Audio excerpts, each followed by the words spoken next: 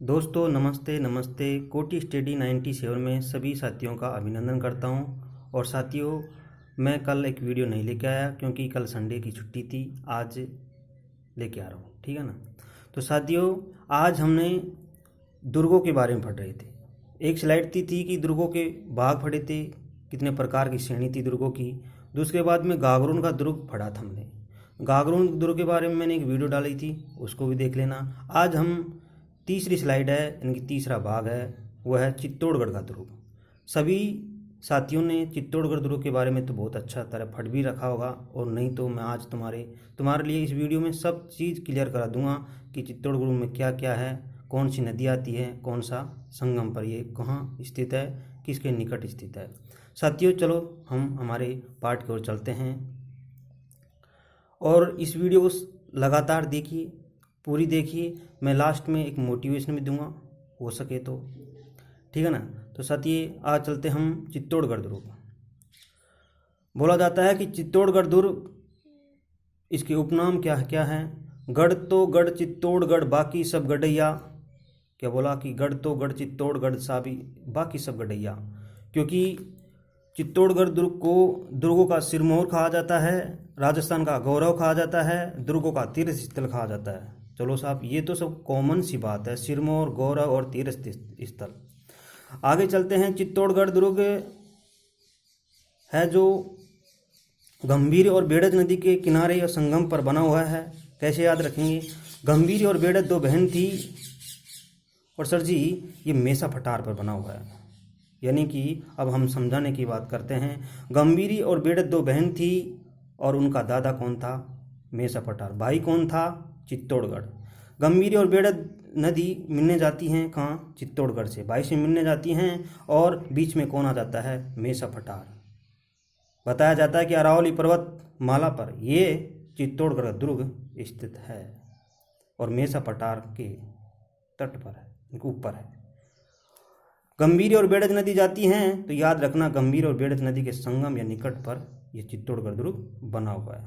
साथियों आगे चलते हैं। अब आगे चलते हैं तो सर इसमें और भी क्या क्या है। इस दुर्ग में 7 प्रवेश द्वार है। 1 2 की तो पारी कौन पड़ी, इसमें 7 द्वार हैं। कितने हैं? द्वार क्या है साथियों? मान लो कि ये हमारे मकान है, और मकान के अंदर का घुसने के लिए 7 दरवाजे बनाते ना दरवाजे। 1 दरवाजा, 2 दरवाजा, 3 दरवाजा, ये इसमें 7 दरवाजे बनाए। 1 2 की पेश नहीं, 7 दरवाजों का निर्माण किया गया है। साथियों ये दुर्ग आपको पता हो तो गिरि दुर्ग के अंतर्गत आता है। बताया जाता है कि इस दुर्ग को दानवत श्रेणी को छोड़कर यह शेष सभी श्रेणियों के अंतर्गत आता है। क्योंकि दानवन श्रेणी का वह दुर्ग होता है जहाँ मरुस्थल एवं धरातल पर वह दुर्ग का निर्माण हुआ, वही दानवन दुर्ग है। क्योंकि पहली स्लाइड जो मैंने पहली दुर्गों का प्रकार या श्रेणी पढ़ी थी, ये दानवन दुर्ग के बारे में मैंने संक्षेप विधि से आपको बताया गया है। साथियों आगे चलते हैं तो बताया जाता है कि चित्रांगद मौर्य ने इसका निर्माण कराया था। तो साहब निर्माण तो करवाया, तो कोई ऐसी कोई बताओ शुरू कि किसने कहा था कि राजा चित्रांगद मौर्य ने इसका निर्माण करवाया था। बताया जाता है वीर विनोद के अनुसार। किसके अनुसार? वीर विनोद के अनुसार इस चित्तौड़गढ़ दुर्ग का निर्माण करवाया था। इसे चित्रकूट के नाम से भी जानते हैं। क्या बात है, क्योंकि इसी का अभ्रंश चित्तौड़गढ़ है। इसके उपनाम बता दिए, और आपको मैंने लोकोक्ति बता दी। बताया जाता है कि यह समुद्र तल से कितनी ऊंचाई पर है? 1850 फीट ऊंचा है ये चित्तौड़गढ़ दुर्ग। कितना? ये चित्तौड़गढ़ दुर्ग नहीं, ये चित्तौड़गढ़ दुर्ग ये 1800 यानी कि 1850 क्या फीट क्या ये ऊंचा है। बताया जाता है कि इसकी लंबाई यानी कि लंबाई 8 किलोमीटर, 8 किलोमीटर लंबा। चौड़ा कितना है? 2 किलोमीटर। साथियों कई बार क्वेश्चन पूछ लेता है कि बताओ चित्तौड़गढ़ की लंबाई कितनी है, तो हम बताएंगे 8 किलोमीटर। जो चौड़ाई कितनी है? 2 किलोमीटर। और ऊंचाई कितनी है? 1850 फीट, ये बता रहा है आपको। साथियों हम आगे चलते हैं तो इसमें आप देखो, इसमें कुल 3 शाखे हुए थे। 3 शाखों का भी दर्शन, शाखों को भी मैं बताऊंगा। 734 ईसा पूर्व में बप्पा रावल ने मौर्य वंश का अंतिम मान मौर्य को पराजित करने के बाद में इस ध्रुव पर क्या कर लिया उसने, अधिकार कर लिया। आया समझ में। तो क्वेश्चन कई बार आता है कि 734 ईस्वी में बप्पा रावल ने क्या किया, मान मौर्य को पराजित कर दिया और कहाँ बैठ गो, चित्तौड़गढ़ दुर्ग पे बैठ गया। अब देखो राणा मोकल ने क्या किया निर्माण, समदेश्वर मंदिर का निर्माण, ये मोकल मंदिर बोलते हैं इसे। द्वारिकानाथ का मंदिर का निर्माण। मोकल कौन था, हंसाबाई का पुत्र था, राणा लाखा का क्या पुत्र। क्योंकि आप जानते हो सभी साथियों ने मोकल के बारे में मैं एक वीडियो भी लेके आऊँगा इससे संबंधी, क्योंकि हंसाबाई का पुत्र था और ये मोकल राणा लाखा का पुत्र था। इसमें कुछ संधि हुई थी कि मेरा ज्येष्ठ पुत्र मैं, यानी कि रणमन ने इसका विवाह करवाया था हंसाबाई का, तो एक शर्त वगैरह है कि जो मेरी बहन का जो पुत्र होगा वो मेवाड़ की गद्दी पर बैठेगा। इसी कारण पर इसका विवाह करवाया था राणा लाखा का, क्योंकि बूढ़ा था ये, ठीक है ना। आगे चलते हैं साथियों। अब देखो महाराणा कुंभा ने कुंभा स्वामी मंदिर का निर्माण करवाया। तो बता कुंभा स्वामी का मंदिर कहाँ है, विजय स्तंभ का निर्माण करवाया था। अब देखो साथियों ये हमारे क्या है, बनवीर भी शासन आया था इसमें। बनवीर में 9 लाखा भंडार का निर्माण कराया और तुलजा भवानी का मंदिर का निर्माण। कई बार 9 लाखा भंडार कहाँ है, तो हम बताएंगे चित्तौड़गढ़ दुर्ग में। सर कहाँ है, चित्तौड़गढ़ दुर्ग में। ओके 9 लाखा भंडार। अब देखो कई बार 9 लाखा बावड़ी, 9 लाखा बुरुज, 9 लाखा दुर्ग, ऐसी एक मैं एक स्लाइड एक वीडियो लेके आऊँगा इसके बारे में भी। ये तो हमको याद रखना। 9 लाखा भंडार कहाँ है, चित्तौड़गढ़ में। रत्नेश्वर तालाब, भीमलता तालाब और गौरा बादल महल और पद्मिनी महल और मीरा मंदिर और कालिका मंदिर और लाखेटा बारी। क्वेश्चन कई बार आ जाता है कि बताओ रत्नेश्वर तालाब कहाँ है, भीमलता तालाब कहाँ है, गौरा बादल। ये याद रखने की बात है। घूमते घूमते फिरते आराम मस्ती से वीडियो देखो, ठीक है ना। और कुछ कमेंट भी कर दे करो, लाइक भी कर दे करो साथियों। ओके अब देखो साथियों, अब हमारे पास आता है इसमें 7 प्रवेश द्वार। कौन कौन से सर जी, मैंने अभी बताया था 7 प्रवेश द्वार का निर्माण करवाया था। एक है पांडव पोल, भैरव पोल, हनुमान पोल, उसके बाद में गणेश पोल और उसके बाद में कौन सा है, जोड़ला पोल, लक्ष्मण पोल, राम पोल। गुरु जी समझ नहीं आया क्या होता है पोल। अरे ये तो याद रखना ही पड़ेगा, पोल तो पोल ही होते हैं भाई, ठीक है ना। जैसे कि 7 प्रवेश द्वार पर 7 पोल बनवाए जी, 1 पोल, 2 पोल, 3 पोल, 7 पोल। अब देखो साथियों हमारे पास आता है पहला साका। पहला साका कब हुआ था, कैसे हुआ था। साका होता क्या है, सपोज करो साथियों साका वो होता है जो, ये हमारा है साका, ठीक है ना।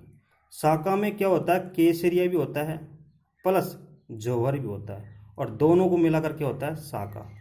इसको ही बोलते हैं हम क्या बोलते हैं, साका। ओके हमारा अर्ध साका हुआ था जैसलमेर में। कहाँ हुआ था, जैसलमेर में। जैसलमेर में अर्ध साका प्रसिद्ध है, इसके बारे में मैं आपको वीडियो लेके आऊँगा आगे। अब देखो पहला साका 1303 में हुआ था, बहुत ज़्यादा प्रसिद्ध है। दिल्ली का अलाउद्दीन खिलजी और चित्तौड़गढ़ का रावल रतन सिंह कहाँ बैठा था, मेवाड़। ओके अब देखो साहब चित्तौड़गढ़ दुर्ग पर अलाउद्दीन खिलजी आता, दिद्र कैसे आया। मेरे पद्मिनी की शक्ल देखनी है, पद्मिनी की बहुत सुंदर है वो। रावल रतन सिंह को पता लग गया, किले के चारों ओर बंद कर दिए पूरे दरवाजा। और अलाउद्दीन खिलजी की, सुल्तान अलाउद्दीन खिलजी ने यह चित्तौड़ का दुर्ग डेरा जमा लिया। कुछ दिन के लिए जमाया, इसकी पेश नहीं खाई, हार गया। एक लेटर देता है, समझाओ नहीं हुआ। दूसरा लेटर वो देता है, फिर समझौता हुआ। कहा कि मेरे को मैं जा तो रहा हूँ तेरे लिए, मैं भी हार गया। मेरे को पद्मिनी की मात्र एक शकल दिखा दे, यानी कि उसका आईना दिखा दे। तो पद्मिनी ने कहा कि मैं एक शर्त पर दिखा सकती हूँ। वो शर्त है मेरे दर्पण पर पड़ती हुई परछाई जल में गिरेगा, जल में तू देखेगा। जल में मेरी परछाई, पर्दे पर जो परछाई है वो कहाँ गिरेगी, जल में। और जल की परछाई कहाँ पड़ेगी, दर्पण में, जब ही देखेगा। तो अलाउद्दीन खिलजी ने मान लिया शर्त, और जैसे ही मान लिया तो हो गया। बताया जाता है कि एकल दीप गंधर्वसेन की पुत्री थी, ये इतनी सुंदर थी मानो मत कि पीते हुए पानी भी गले में दिखता था, यानी जल को ग्रहण करती थी जब भी ये दिखता था पानी। ठीक है ना, इतनी सुंदर थी। तो सब 1303 में हम पहला साका कराते हैं। राव रतन सिंह आक्रमण करता है, ये अलाउद्दीन खिलजी, इसको बंदी बना लेता है, ले जाता है। और उसके बाद में हम रतन सिंह केशरे करता है। और गोरा बादल कौन थे? गोरा बादल पद्मिनी के चाचा थे, बाबती जी। और जौहर किसने किया? रानी पद्मिनी ने किया था। ठीक है ना, पहला साका आपके समझ में आ गया हो सभी साथी के, तो लाइक कीजिए। अब हम करें दूसरा साका। सर दूसरा साका कब हुआ था? दूसरा साका हुआ था 1534 में। गुजरात का बहादुर शाह था, और बहादुर शाह और चित्तौड़गढ़ कौन थी? महाराणा विक्रमादित्य। महाराणा विक्रमादित्य बेचारा छोटा था, इसका पुत्र था कर्मावती का। तो ये छोटा था, तो इसने ही राजगद्दी पर कुछ दिन के लिए था। बहादुर शाह पहला आया, तो उसने कहा कि मैं अभी तेरे से युद्ध नहीं कर, संधि कर ली।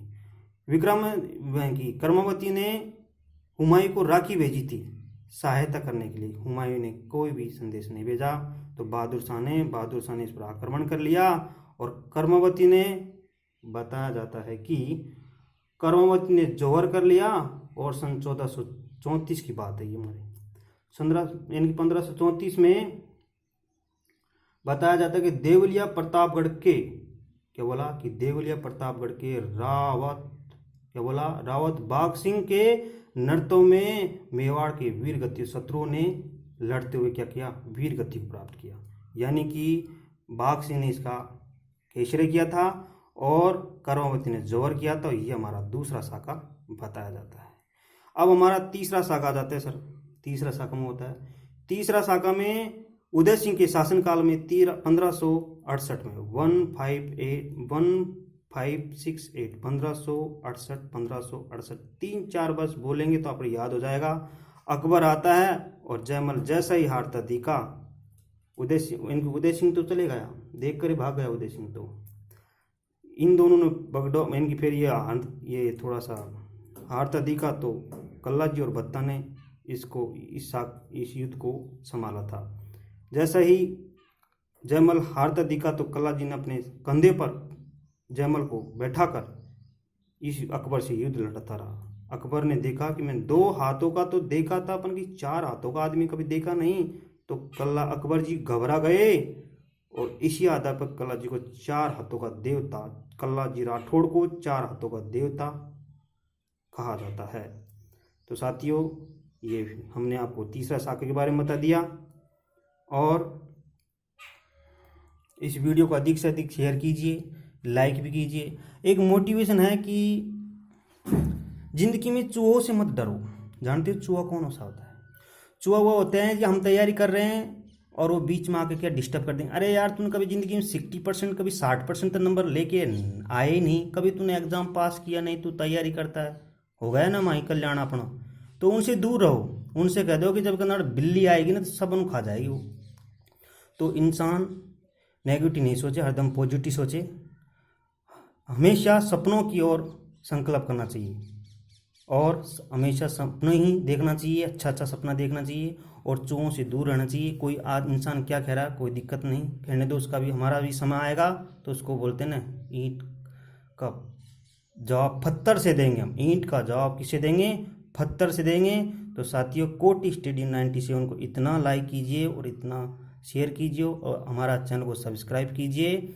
ओके, धन्यवाद। भारत माता की। मैं कल भी आपके लिए दूसरी वीडियो लेके आऊँगा, वही दुर्गों को संबंधित। ओके, धन्यवाद।